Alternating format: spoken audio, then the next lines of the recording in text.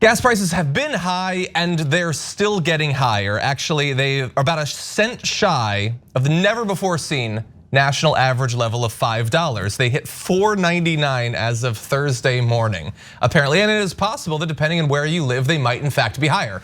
We're in LA, so $5 gas is some sort of fantasy that we can't even imagine. But as a national average, that is very high. And when you combine that with other numbers that aren't moving in the right direction, like for instance, that overall consumer prices, one of the measures of inflation, is 8.6% higher than it was a year ago, which is the worst year increase in more than 40 years. That is bad news for the president. Not necessarily because it's really 100% his fault or he can really 100% fix it, but that's just the way it works. The president gets blamed. The party that's in power gets blamed for whatever reason. That said, he is trying to do something. What he is doing is sending a strongly worded letter, I guess, to 7 of the large oil refiners that operate and help to supply our domestic market. And we want to read some of what Joe Biden had to say in this letter. He said, "The crunch that families are facing deserves immediate action. Your companies need to work with my administration to bring forward concrete near-term solutions that address the crisis." And he goes, you could find, by the way, the full letter online if you'd like to read it, if you have that weird characteristic. But he does talk about wanting to address inventory, price, and refinery capacity issues, as well as transportation measures to help get the fuel to market more readily. He says he's, quote, "prepared to use all reasonable and appropriate federal government tools and emergency authorities to increase refinery capacity and output in the near term." And there had been talk, Caroline, about him using the Defense Production Act. It seems like a veiled threat, I guess, at this point. I don't know exactly how that's gonna shake out, but he wants to put some pressure on them while also reassuring people that he's doing something. What do you think about this as a tactic? Well, yeah, in addition to those two things, he also wants to be able to run and give lip service to environmentalists while saying that he is going to protect the environment and do what needs to be done to stop the increase of oil drilling, which we all know he has not done. He's on track to permit more oil drilling refineries, I believe, than Trump did. So I think he's really backed himself into a corner right now, and that's not ultimately all his fault. But the problem is that he ran on this message of shutting down refineries and transitioning to different renewables and getting the United States to be energy independent. And yet his actions are different, but now we're in this moment where the right can take the things that he has actually said and say, well, how can you be mad at these oil refineries when you've done nothing but on the campaign trail and in office saying that you are mad at them and we're trying to get away from them. So he's the administration is really backed into this corner right now. And as you said, rightfully, at the end of the day, voters don't care about letters and strongly worded emails and things like that. They are looking at the prices at the pump and little more than that. And so honestly, the administration can say and do a lot of things, but as long as, I just took a picture today on my way over here of $7 in West Hollywood a gallon. So as long as people who aren't as informed voters are seeing those numbers, there's nothing that can save this catastrophe, even if it is a PR catastrophe at this time. Yeah, certainly not easily, certainly not immediately. And yeah, what you said, I think you were sort of mocking the way that they're attacking him, saying like, you were on the campaign trail, you were like getting in their face and everything. They'll do that, and it will probably be somewhat effective in getting their base fired up. Their base who would never accept Biden no matter what. Let's bear that in mind. But at the same time, it doesn't actually make much sense at all. So he was mean to them on the campaign trail, so they were forced to price gouge during an oil crisis.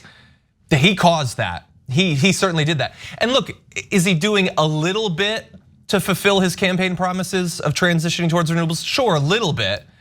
Is that why we're in this crisis? No serious person actually thinks that. So it is an intellectually dishonest, a fundamentally intellectually dishonest attack that they're using, but that's politics, baby, I guess. So he needs to be ready for it. Now we're sort of talking about right-wing pundits. The response to the letter from the oil refiners isn't that different necessarily. Let me give you a little bit of a quote of what they had to say. This is the CEO Mike Summers, CEO of the American Petroleum Institute, who says, while we appreciate the opportunity to open increased dialogue with the White House, the administration's misguided policy agenda shifting away from domestic oil and natural gas has compounded inflationary pressures and added headwinds to companies' daily efforts to meet growing energy needs while reducing emissions. Shut up.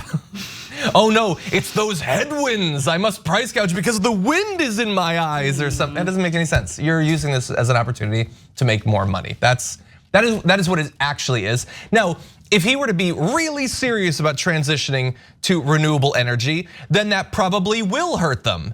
And good, bring it on. And inevitably we will get to that point. What the Dems need to do is understand in the near term, in the midterm, there's going to be natural fluctuations of oil prices based on the geopolitical situation, a bunch of different things, pandemics and stuff like that. And until we move sufficiently in the direction of renewable energy, electric vehicles and things like that, people are going to feel it when that fluctuation hits a bad point.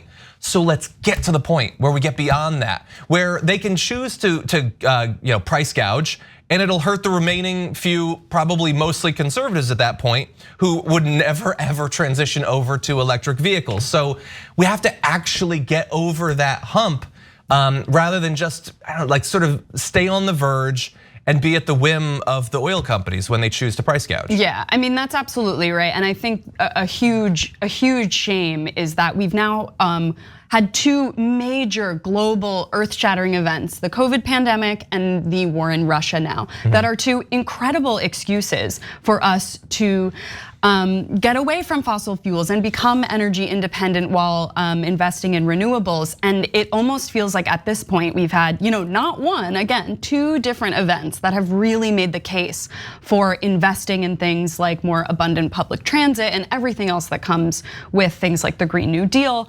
And the fact that we can't get the mobilization in this moment really doesn't speak to a hopeful future in these endeavors, and it's really sad. I'm curious if this tune is going to change. I mean, we're close to the midterms already, so again, I think it's a bad situation, seemingly getting worse every day. Yeah, and there's a little bit maybe that Biden can do. Theoretically, he already released some of the oil from the strategic reserve and stuff like that. He can do this sort of stuff. It might help a little bit. There's only a few months until the midterms. It's difficult to imagine how he's going to significantly change the situation by then.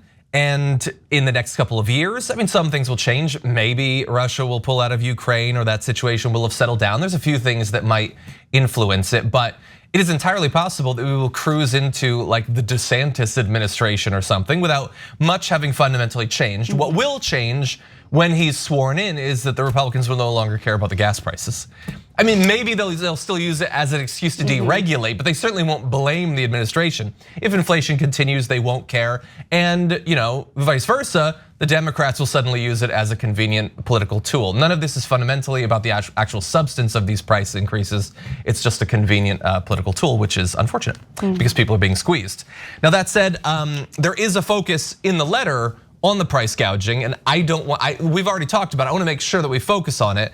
The letter notes that gas prices were averaging $4.25 a gallon when oil was last near the current price of $120 a barrel in March.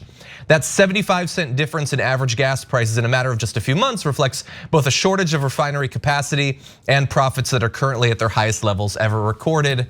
Again, they didn't knock out half the refineries in the US or internationally. That's just not what happened. It is a factor, and I think they're being overly balanced in acknowledging it. It is price gouging, and Biden has acknowledged that. He said just on Friday that ExxonMobil made more money than God this year, and there's different strategies and what to do about that. Bernie Sanders wants to institute a 95% tax on profits in excess of companies' pre-pandemic averages, so they can be just as profitable as they were before the pandemic, which these are oil companies we're talking about, which means as profitable as any corporation has ever been in the history of our planet. But over and above that, we have to do something to limit it, and price gouging would be one way to do that. Biden last year had the FTC start an investigation into the high prices. I don't understand what would take like 6 months to figure out. It costs a little bit more to make, refine, and ship the gas, the price should be a little bit higher, but the price is way higher than is justified. This is not complicated to understand. They are obviously exploiting the situation. And the Republicans who will talk constantly about high gas prices have to do this weird dance where they acknowledge that the prices are high, but they don't care about the fact that the oil companies are price gouging. They certainly don't want to do anything to stop it. They're not signing on to the Bernie Sanders thing. So they like to pretend, they cosplay as caring about the amount that people are paying, but they're not gonna do anything fundamentally that will change it, except make changes that potentially 5 years from now result in more oil being drilled. Yeah, I think the name of the game at this point is muddying the waters and making the situation as confusing as possible for individuals, for families, for voters. And as you said, the Biden administration waiting so long to, I think you said, the findings of the FTC investigation. Yeah, the FTC investigation. All that does is add to the confusion of what's going on. And once again, people are looking at the gas prices. It's the one thing in our society that you can see clearly every single day, economic marker. And so we have to be prepared for Republicans muddying the water on this and making it more confusing than it actually is, because in the meantime, prices are rising and that's all that voters are gonna see.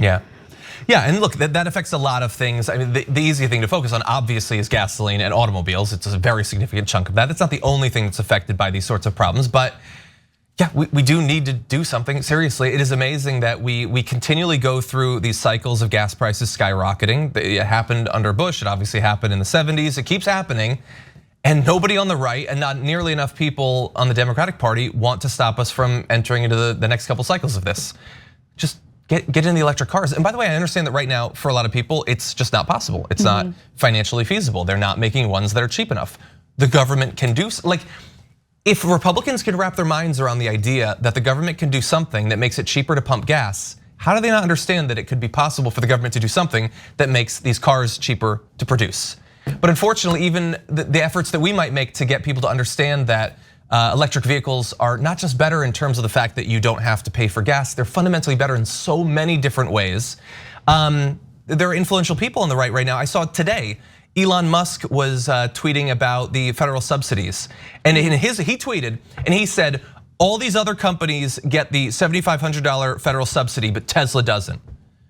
Tesla already burned through all of theirs because they've sold more electric cars. They did, he was perfectly happy for the subsidy to exist when it was getting people to buy Teslas, but now he's pushing people to potentially be against that subsidy to make it more expensive to buy other domestically produced electric vehicles.